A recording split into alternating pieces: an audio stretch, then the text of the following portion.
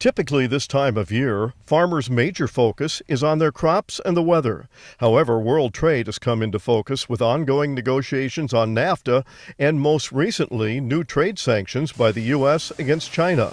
China now is threatening new duties on U.S. soybeans and other ag products.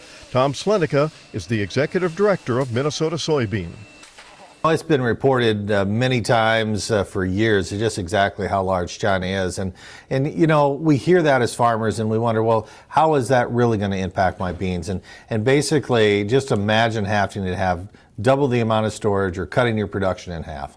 China is more than half of our entire marketplace. And if China was able to find someplace else to store those beans, I'm not sure what would happen to land prices, but they would go down dramatically. There just is more grain produced in the world than what would be needed without China. The soybean exec says he is still hopeful things will get worked out. There's time for both countries to work out their differences.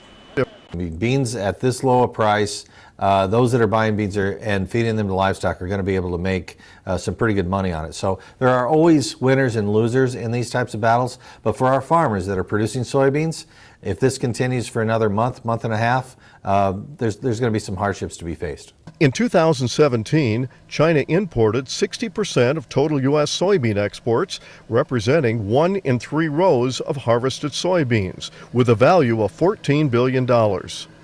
At farm organizations across the country, like the Minnesota Soybean Growers Association, concern is growing about the impact of potential China sanctions on U.S. soybeans.